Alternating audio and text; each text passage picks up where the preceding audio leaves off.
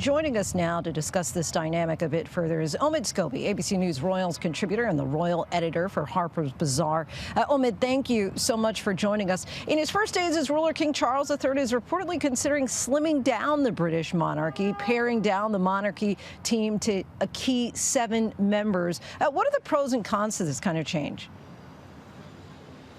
Well, Lindsay, I remember 10 years ago at the previous Jubilee that we had for the Queen, there was much controversy about Charles's wish to represent a slimmed-down monarchy on that balcony outside Buckingham Palace. To him, he didn't want the world or the country to see a sort of deluge of royals costing money and really sort of taking up space within the institution. Now it seems he's got what he wished for. Of course, with the Sussexes stepping back, we're now having to look at every senior member of the family to step in and do the work.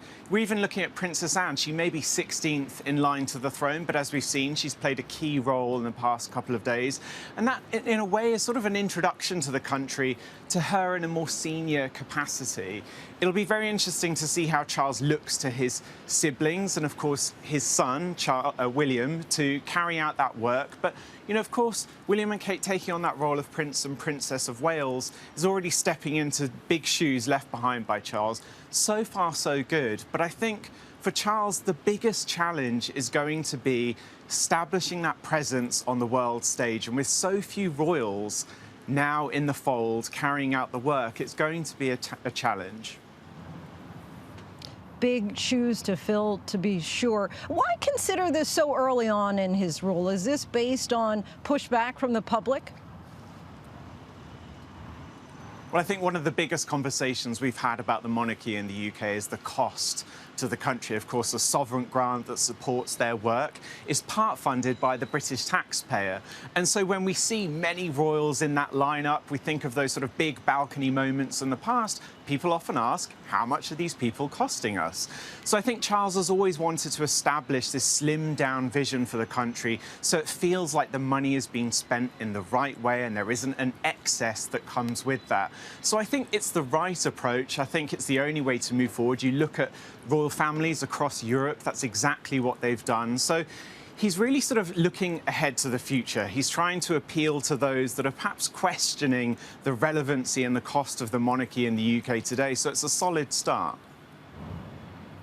And Omid, you talk about the cost and the money. As we mentioned in the piece, the Queen's death comes, of course, at a time of economic turmoil for the UK's economy. What's been the reaction from the working class during a challenging and expensive time for the British? Yeah, absolutely, Lindsay. We're in the middle of a cost of living crisis here in the UK. Prior to the Queen's death, the story that dominated the news was the cost of heating your home and paying your energy bills and the skyrocketing costs of fuel at the moment. And these are things that were being tackled before, of course, we entered this official national mourning period. So for many of the country, people are keen for the conversations to get back to that. Of course, Parliament is very much on hold at the moment. But I think these are things that are also going to be front of mind for Charles during the beginning of his reign. He's going to want to make sure that he comes across as sympathetic to the thoughts and needs of people in the UK.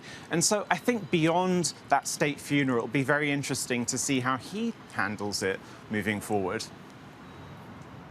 Scotland was, of course, a place very dear to Queen Elizabeth's heart, but many people in Scotland have wanted to see their home become its own independent country and not unified with the British monarchy or government. Why is Scotland so important to keep for the monarchy?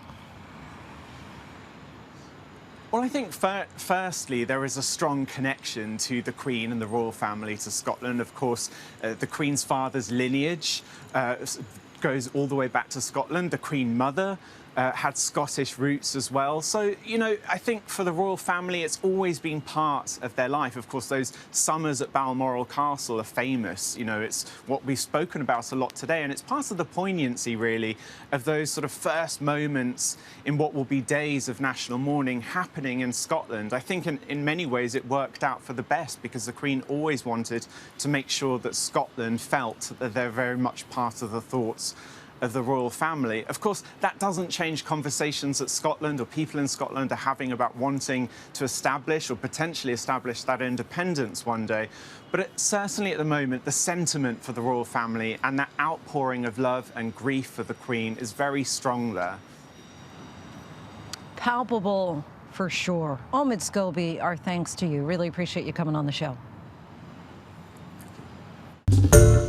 Hi, everyone. George Stephanopoulos here. Thanks for checking out the ABC News YouTube channel. If you'd like to get more videos, show highlights, and watch live event coverage, click on the right over here to subscribe to our channel. And don't forget to download the ABC News app for breaking news alerts. Thanks for watching.